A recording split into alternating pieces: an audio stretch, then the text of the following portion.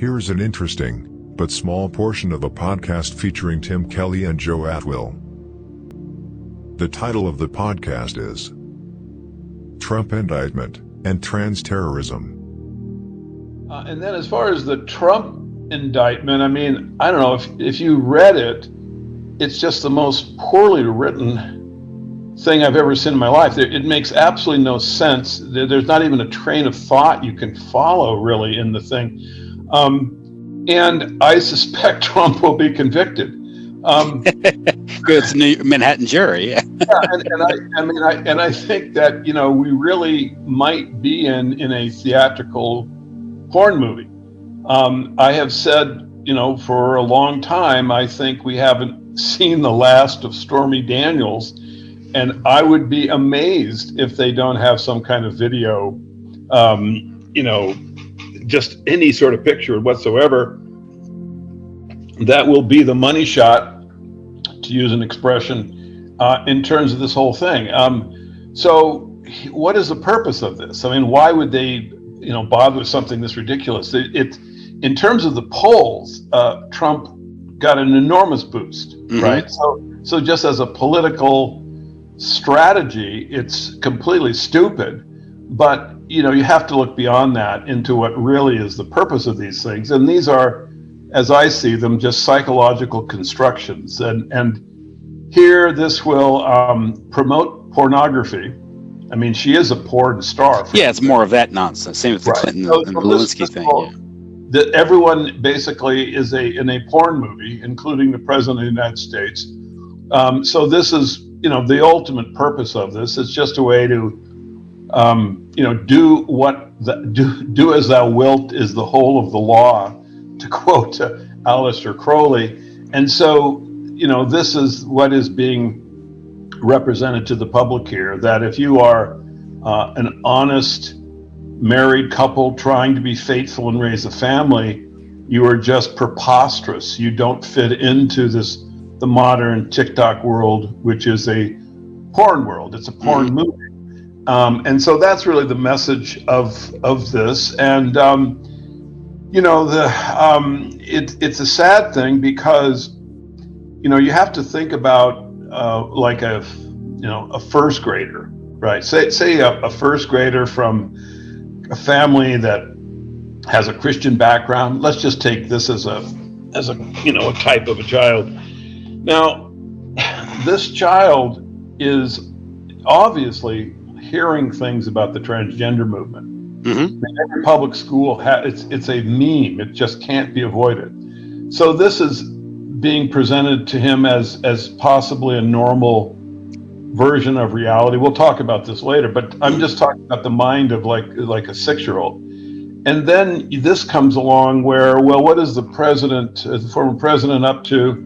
Well, he's been in this porn movie and, Stormy Daniels. So this is just a way to shatter the development of children, to increase the the pornographic attraction of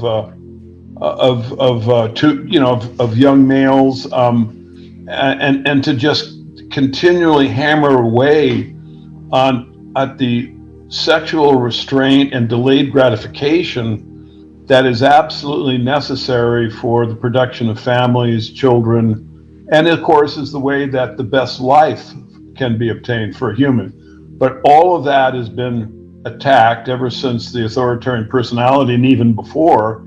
And so, you just have to be aware that you're in a pornographic environment, deliberately constructed environment where eros, to use an expression, it's pornography, is being presented, and is presented for this very specific purpose. It is to take away the idea that sexual restraint and delayed gratification and romance and lasting relationships, that these things are really the direction that you should be heading into as a human being.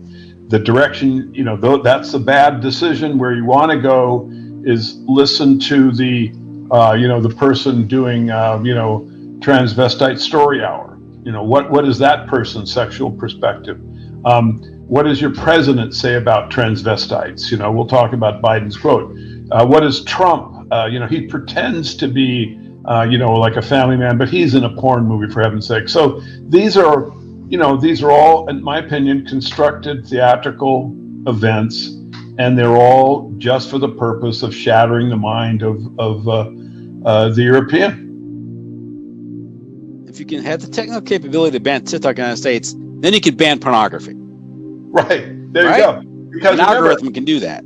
right. If you have half of the internet usage being, pornographic in nature, I think you have a problem culturally. So, Carlson's comments, he's right, but he's just a little late to the party. Well, political satire can put you in jail for 10 years, but you can broadcast pornography unrestricted. It's interesting. I just give a little cultural bonbon.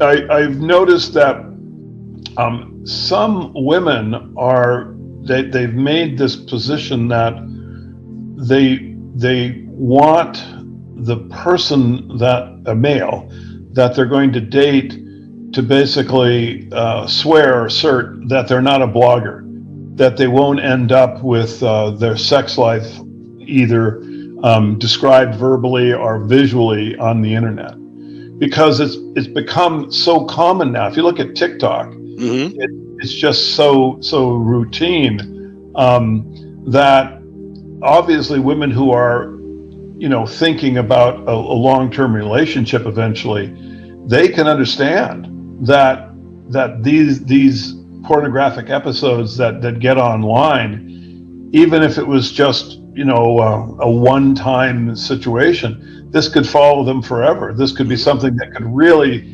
interfere with their ability to create a family. And so I'm glad to see this. This is long overdue.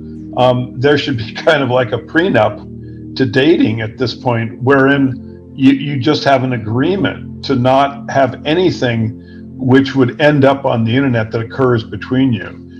You can see that the internet has really been something that's been inserted between men and women ultimately, because pornography is just like it just cuts right through relationships. And so this is like a good thing. There should be, people really need to have relationships that are from the very beginning have the expectation of privacy, that this is just going to be something that is between the two of us, and we're not going to put it on the internet.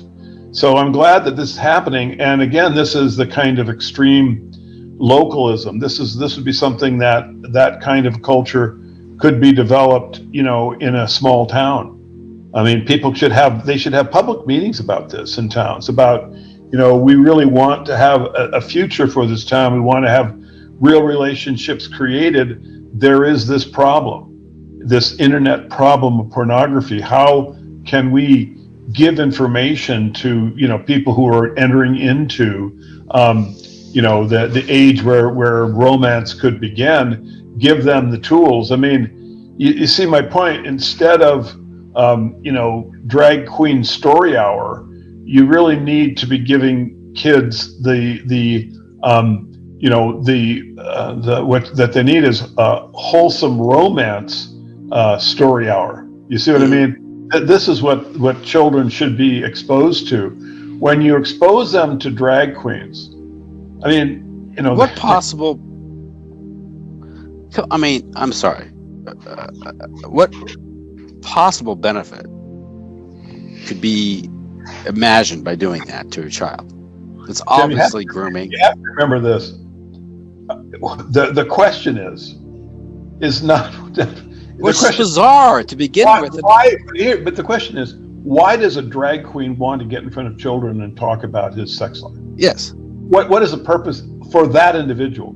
That individual has only one purpose: to normalize his overly sexualized culture, or to groom kids for his ultimate satisfaction. Mm-hmm. So this is, when this is basically a federal mandate to permit these things, parents looking forward to, the possibility and the hope for producing children who can carry on with,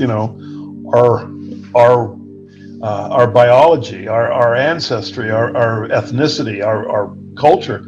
They have to find a way to separate them, because you can see what I mean, that the damage is being done. Even if the kid, you come home, you talk to him, now the drag queen, it's this, the damage is being done just because. Does any serious adult, and of course serious adult, hearing or reading the president's proclamation on transgender visibility, you hear those words or you read them and you go, what the hell is this guy talking about? This guy's a doddering fool. Who gave him this script? That's absurd. I mean, the fact that this is supposedly the president, this is the president of the United States, supposedly he's an influential man, a serious job, important job, and he's saying these words, and this gets vetted and the White House releases this. And it's this is like I said, this is America's vision statement at this point. And I wish that when he read his proclamation of our future, and he talked about the transgender, serving the military, curing deadly diseases, raising families, fighting for justice, he also would have included in drinking light beer.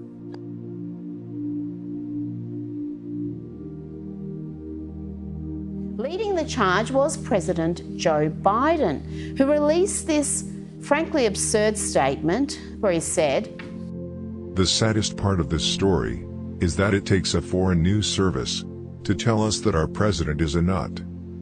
Transgender Americans shape our nation's soul, proudly serving in the military, curing deadly diseases, holding elected office, running thriving businesses, fighting for justice, raising families, and much more." And White House Press Secretary Karine Jean-Pierre was also eager to express support and solidarity, not with the Christian community that had just been attacked, but with the trans community. It is shameful, it is disturbing, and our hearts go out to the trans community as they are under attack right now.